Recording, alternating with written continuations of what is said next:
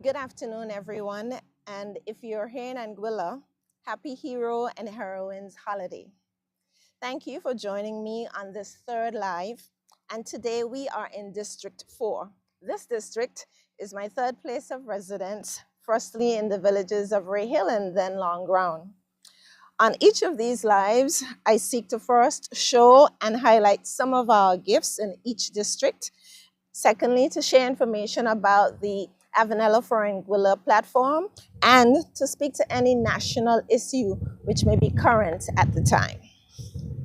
More specifically, in regards to our location today, we are in the middle of governmental establishments. Directly behind me is the building that houses our courthouses and our House of Assembly. It is indeed a house with a lot of heavy responsibility. It is named after one of our local heroes. It is named the Atlin Noraldo Harrigan OBE Parliamentary Building. We reflect today on the sacrifices made not only by him and all who fought and sucked salt for what we are currently enjoying today as Anguillians and all who live on this beautiful island. In this vicinity, there's lots of history, some of which I'll point out, but especially for the sake of the younger generation and newcomers to our island who may not be aware. This over here is a relatively new police station. Before, the police station was located in a building that's directly to the west, but this building now houses our Royal Anguilla Police Headquarters. The building that did so previously now houses, which we cannot see from here, but it now houses our sports department and our Chamber of Commerce. The courthouse, which again is now located behind me, was resident in the building directly west of me, which now houses the Department of Statistics. On the opposite side of the road of the Department of Statistics, from Dites upwards to Radio Anguilla, that building used to be confidently called the Secretariat, as almost everything governmental seemed to be in that building. Not many persons use that name today, but for our history, it's good to know these things. For those of you who may not know, the little tiny green building that's located just east of Social Security and just west of Natural Resources, that was our sole prison. I believe it has in less than 15 cells, but now it is used for our female inmates. Now, given that today is our Hero and Heroines Day, I want to give honor to two institutions that I consider to be Anguillian heroes. These institutions, in my opinion, built Anguilla. They are CCB and NBA.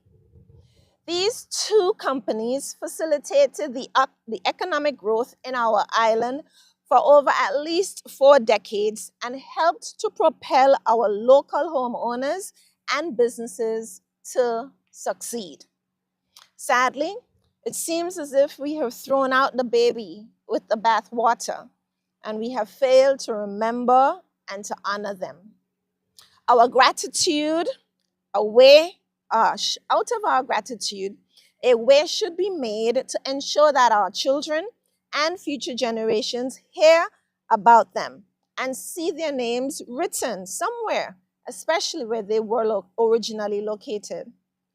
We would be ungrateful, Anguilla and Anguillians, if we let their memories die.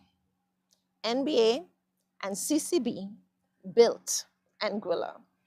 I believe they are two of our greatest heroes and heroines.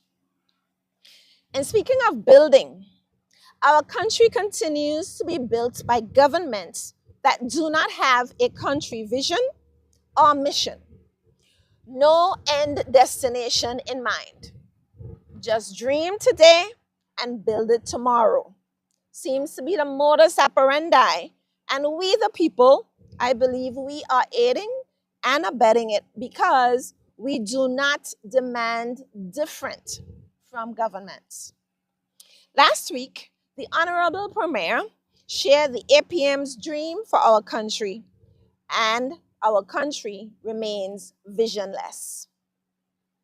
The Premier, from an accounting standpoint, rightfully indicated that a 1 day's worth of government's funds, as was the case in 2020, was a very negative and illiquid place to be in financially. But the Premier boasted of having 332 days of government funding in 2024, when from an accounting standpoint, such a highly liquid state reflects negative possibilities also. There is a lack of placing these funds into planned, specific, and special reserve accounts. This sort of nationalistic planning needs to be made known to our country. It also encourages having such a high liquidity, also encourages greater unplanned national risk and high risk taking, which often leads to further trapping its citizens into higher taxes later if the economy declines. The Premier's calling of 332 days of funding financially positive. Some financial analysts, most, would argue that it could be a sign of being unwise for not having specific plans attached to specific monies in a long-term vision, not a year-by-year dream. This excess of money under our beds practically points to several things, including 1, GST was not necessary. As much of this revenue came from .ai.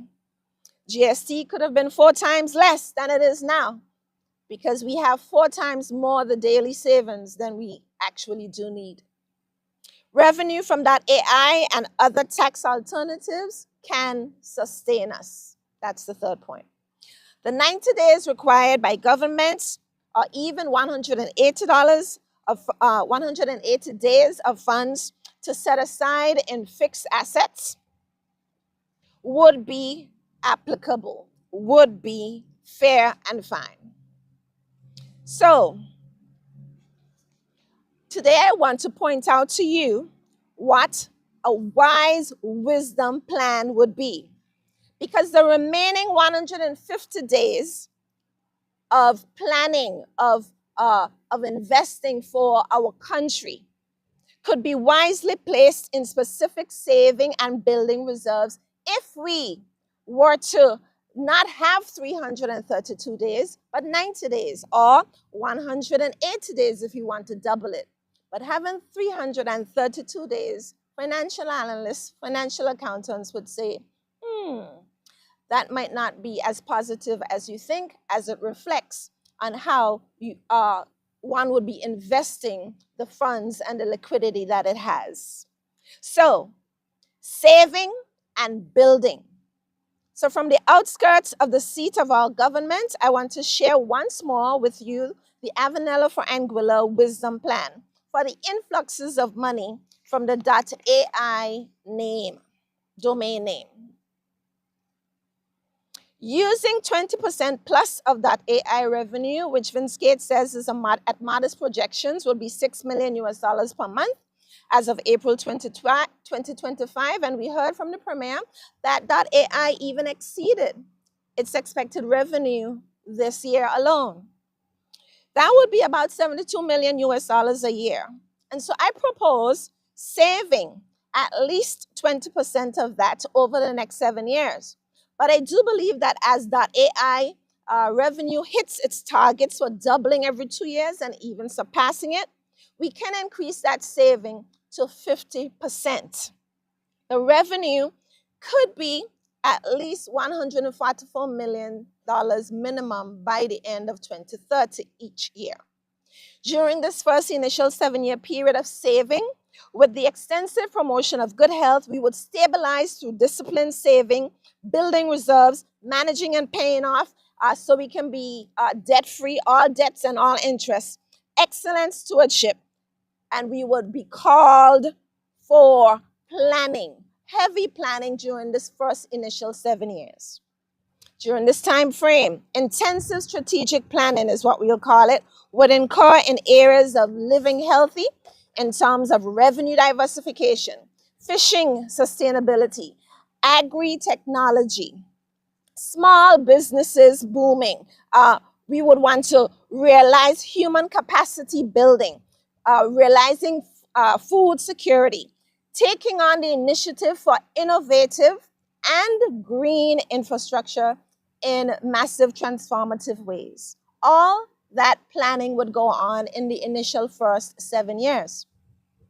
Auditing for ineffectiveness and inefficiencies in the service for the purpose of optimization would also be necessary.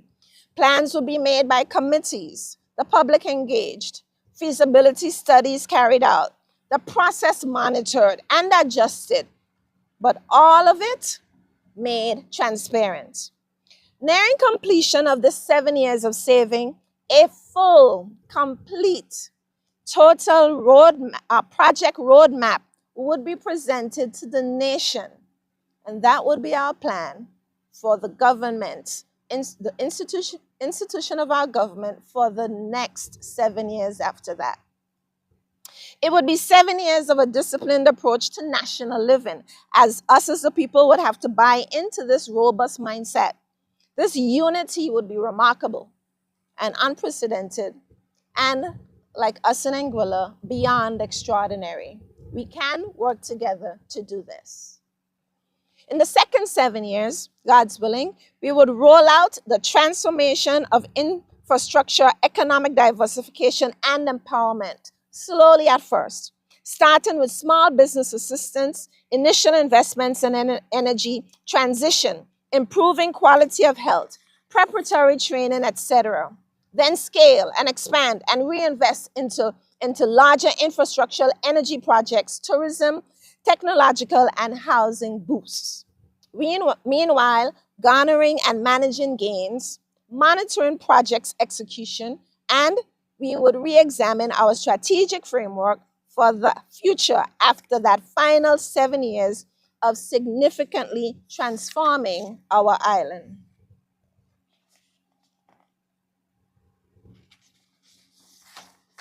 Our government calls for vision and mission from all its departments, yet it has none for the country.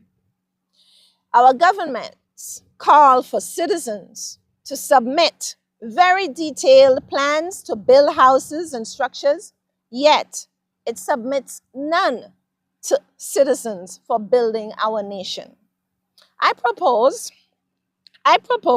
that we have a vision and a mission to go along with our motto. Then governments would have to align their agendas and their dreams with such and campaign it to us, the people. We then would vote according to those that we believe in. A vision to be a tranquil nation and a mission to live by truth and right are those my platform submits to you, Anguilla, for the rest of the century and beyond. But for the next 7 years, by the wisdom of God and with the example set by Joseph in the Bible when he saved the whole known world from starvation, and by the example set by Steve Jobs in growing Apple into the first trillion-dollar company, I say, let's follow their lead. Let's follow their example and save and build this next 7 years. Let us plan properly and thoroughly out of the money as it flows in, out of the influx of money as it flows in, and then engage in massive building in the next 7 years after that. It's a wise plan with national vision. And I repeat that. It is a wise plan with national vision, not individual party dreams. I thank you for joining me in District 3 today. In District 4 today. My current home is District 3, which will be our next stop. I'm Avenella Griffith, and I'm loving Anguilla. Your vote in the next upcoming elections would be a vote for cherishing, preserving, and advancing Anguillianness. Thank you and good evening.